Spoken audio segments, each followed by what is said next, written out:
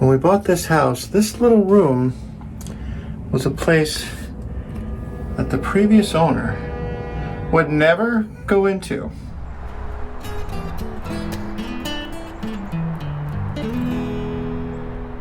So when we moved here, we found in the back corner of the basement an old door, and it looked like it hadn't been opened in years. And when we did the walkthrough on the house, we asked the previous owner, "Hey, what's in that little room in the corner?" And she was like, "I have no idea. That room scares me. I've never been in that room." Hi, Jim here, Mohawk Valley today. I hope you're having a great day wherever you are.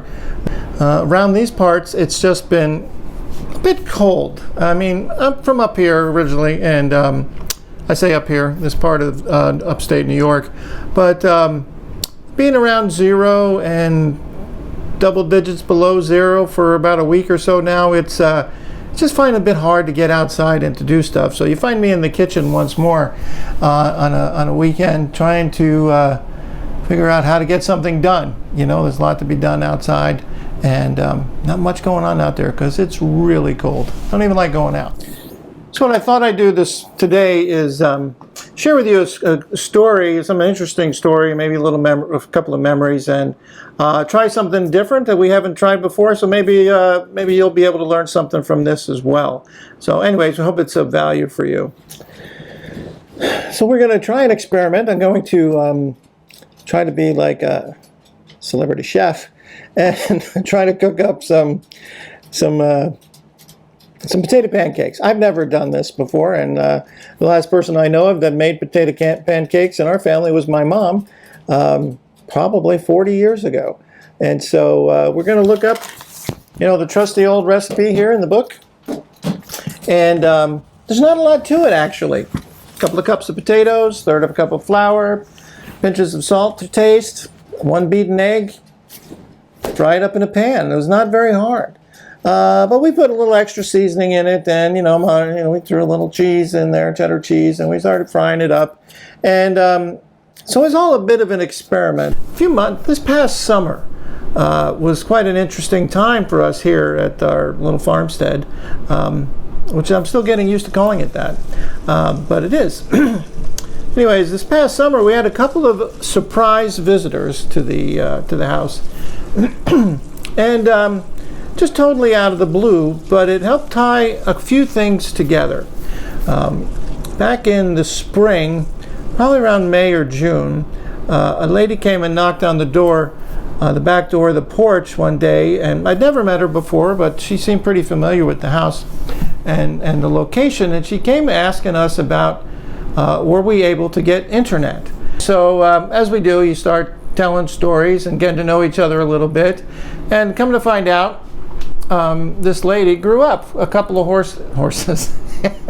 She grew up a couple of houses down to the west from here, just a couple of lots over. And as kids, she used to play with the children that used to live here, and what goes for a neighborhood on this. There's just a few houses on this street. But she would play around here, and she loved coming over here to visit a lady by the name of, who she called Aunt Helen. And she said to us, "Oh, Aunt Helen, it was always so nice to come visit because she would always make us potato pancakes."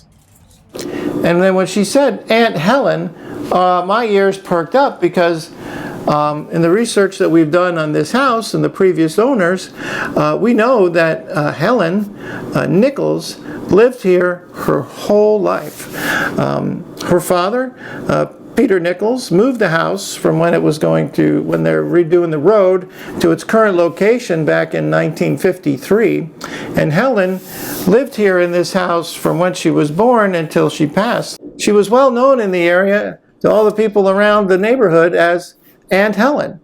And so we're excited to meet this person and share her story because we knew of the name Helen Nichols. And we're excited to hear someone who actually knew her. You know what I mean? About 2 months later, my wife and I were outside, and what we normally do on the weekends is try to get, what we call the yard work, just kind of the mowing the lawn, the weed eating done, so we can do other things on the property, such as, continue to clear out open up some land so we can make some gardens, etc. And we were just getting ready to get started with firing up the weed eaters when a car pulled in the driveway, and this lady, a little bit older than us, got out of the car and was really quickly just trying to take a few pictures of the house. And while there's nothing particularly wrong with that, it seemed a little surprising to us. And so we went up and said, "Hi, how are you?" And she said, "Oh, I'm so sorry. I hope I don't bother you, but I grew up here." And we were like, "Pardon me?" She goes, "Well, yeah, I used to come. I live in the next town over, but I used to come over here all the time and visit Aunt Helen." And come to find out, this lady by the name of Jean was the niece of Aunt Helen, and lived and grew up around here, and was always here playing and visiting Aunt Helen. And she was able to share with us stories of what it was like just around the house when she was a young girl playing here and visiting with Aunt Helen.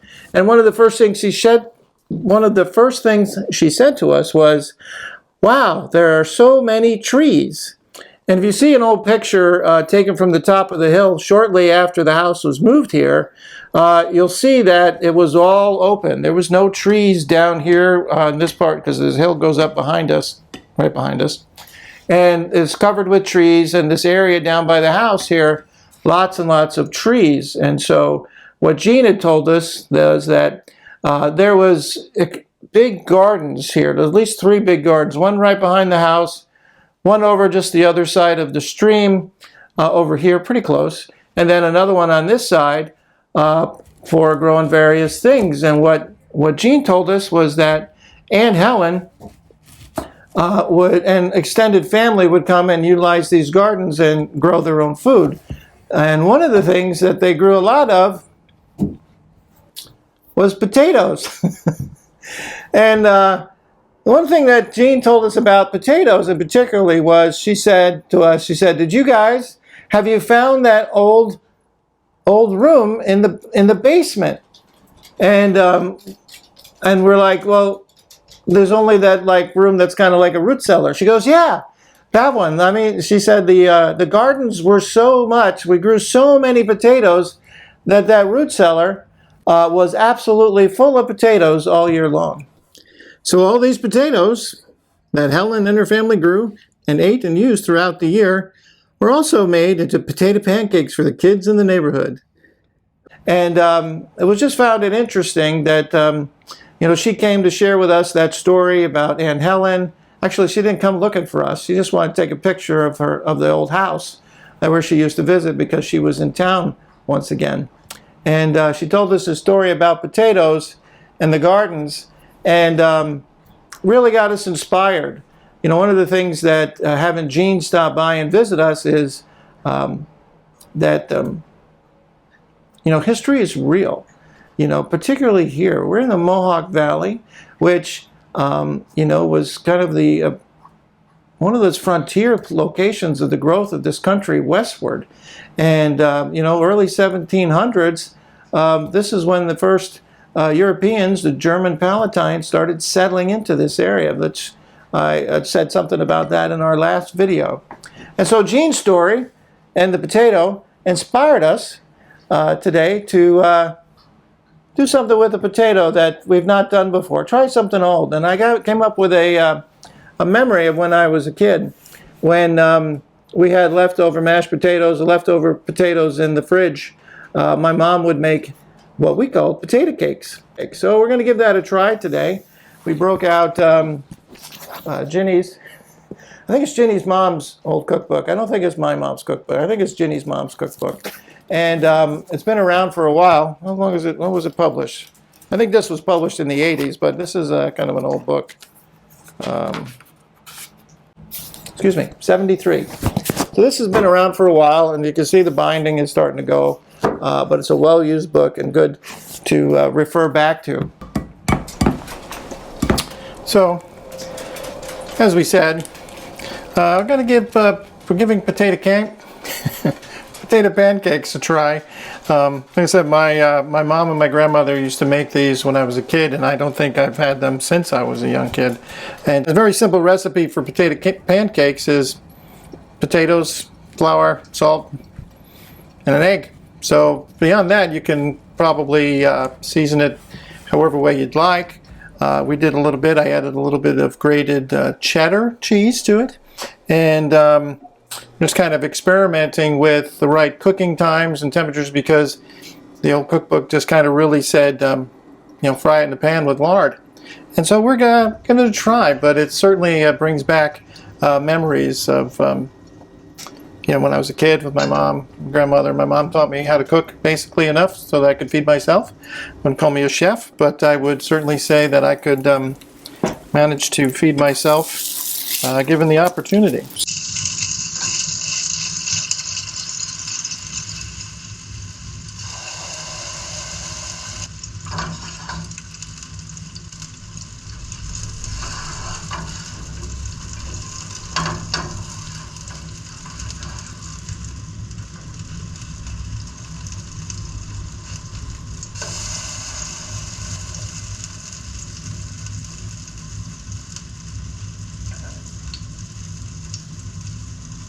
Checking these out and seeing how they go. Now that looks tasty. Oh my, they look really good. You know what they say, somebody used to say, I wish there was smell-o-vision. Oh, lovely. So we're going to let these cook for a few more minutes, but I remember when my mom would make potato pancakes, it was usually because there was some leftover mashed potatoes in the fridge. There was always some sort of potato with meals when I was growing up. My father really preferred a kind of a meat, potato, and veg kind of meal virtually every night, so we had a lot of potatoes growing up. And so my mom got creative with it, and I think that came from her mother growing up in the Depression era and not letting anything go to waste, and then how to be creative with what you're cooking and what you're eating, and just to kind of keep spirits up in difficult times. But so I think that's where the recipe for potato pancake came about. I'm guessing. Don't know the history of that, but certainly is a good memory, and you know, it ties in very well with all that's happened here at this house, at this location over the years. And you know, potatoes were a big thing, supporting the family and this farm many years. So let's see how these things are doing.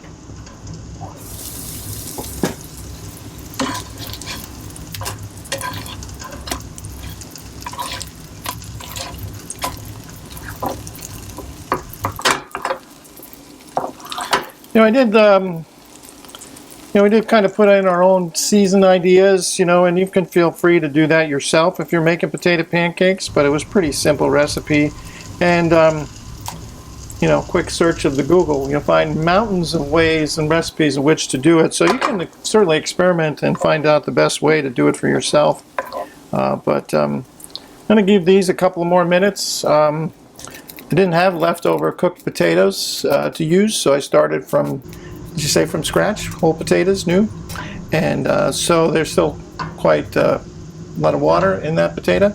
And so I'm going to let these cook a little bit more so they get cooked more on the inside. But it certainly is a good memory, and it's one I probably should have tried a long time ago, but just raising kids and being quick and traveling around and finally getting settled, we have the opportunity to explore these old ways that I'm used to. So we'll give you a good picture of these here in a little bit, but just going to finish up cooking these up. So we'll be right back. So I just want to say a couple of thanks, appreciation to some important women who have taken care of things around here. First, I want to thank you know, Aunt Helen for living here her whole life and caring and cherishing this house until she passed in 1986, and creating such a wonderful community where all the kids in the neighborhood wanted to come by and you know, just share in her experience and learn from her. I want to thank Evie, who lived here before us, who cherished this home and loved it so much for 30 years also on her own. I want to thank my mom and my grandmother for teaching me about potato cakes when I was younger, having no idea what they were, but delicious none the same, just the same. And, you know, I would just want to thank, you know, just the inspiration of that story about the root cellar down in the basement, which is a gift that somebody left for us all those years ago. And so we're going to do our best to fill it up over the coming years as we continue to grow and continue the legacy of this farmstead and making the land productive once again. And so to honor all of those folks and to show my appreciation, I'm going to try some potato cake. And I'll put up the short list of ingredients, and by all means, make them your own. Add your own ingredients, flavors, spices, and enjoy yourself some potato cake. Mmm. Mmm. Mmm. Mmm. Mmm. Mmm.